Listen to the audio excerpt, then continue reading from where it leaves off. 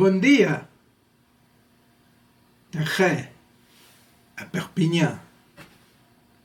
Bonjour, donc bienvenue à Perpignan. J'espère que vous allez passer un bon séjour ici en sol catalan. Vous apercevez derrière moi donc le Castillet. Le Castillet, c'est une forteresse médiévale donc qui était la porte d'entrée dans la ville de Perpignan jadis. On se trouve donc dans les Pyrénées orientales, à quelques kilomètres de la mer Méditerranée. Il faut savoir qu'on se trouve donc dans un lieu très stratégique ici sur la chaîne donc des montagnes les Pyrénées, mais aussi de l'Atlantique, entre la France et l'Espagne.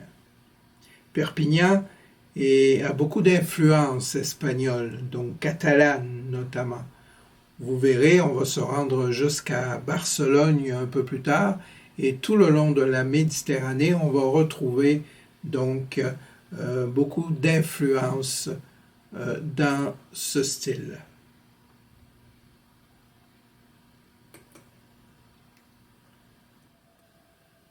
Perpignan, Perpignan. Il y a tellement de choses à visiter. Là, on se trouve devant la loge de mer. Ah, pas la loge à ma mère, non, la loge de mer.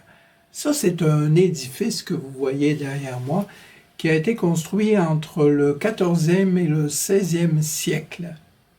Et vous le voyez, c'est vraiment très intéressant parce que donc c'est construit de façon gothique.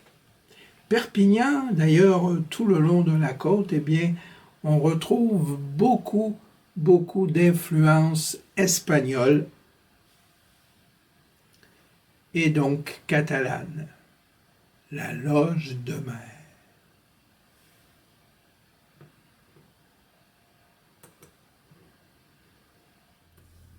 On poursuit notre balade historique. On se trouve présentement devant l'ancienne citadelle, le centre historique de Perpignan. Ça a été construit environ au début du 14e siècle.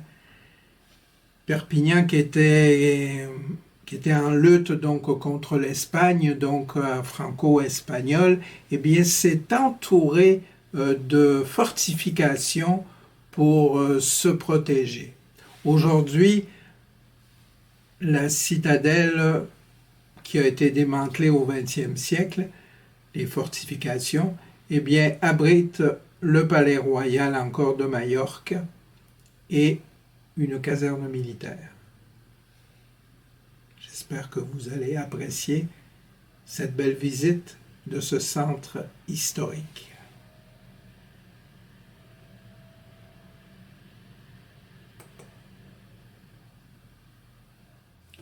Oui, la France, je vous l'ai dit, c'est un pays rempli d'histoire. Depuis le XIIIe siècle, Perpignan est devenu le royaume de Majorque, la capitale du royaume de Majorque.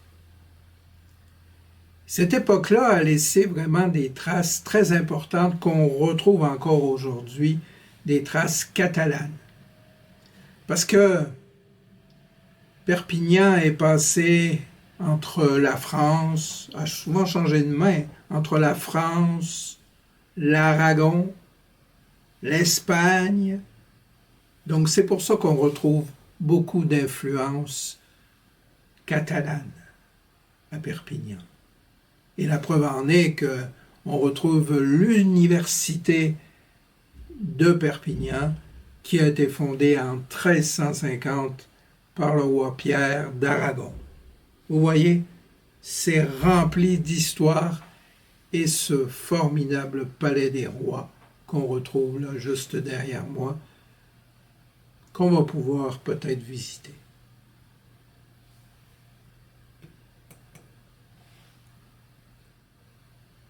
Voilà, on va terminer un peu notre visite de Perpignan dans quelques minutes. D'ici là, on va avoir découvert plein de choses à Perpignan. Mais On ne peut pas parler de Perpignan sans parler de ses fêtes traditionnelles. Une fête qui est très importante, c'est la fête de l'ours. Oui, l'ours, l'animal, très important dans les Pyrénées, qui partent dans le parc national, donc dans les Pyrénées-Atlantiques, dans la région, dans les Hautes-Pyrénées même où je suis né, à Tarbes, et on les retrouve ici. On a recensé encore 21 ours dans les parcs nationaux. Cette fête allie la culture, les traditions et les légendes catalanes. Vous le découvrirez sans doute un peu plus tard. D'ici là, je vous souhaite une bonne fin de visite et je vous dis adieu, au revoir en catalan.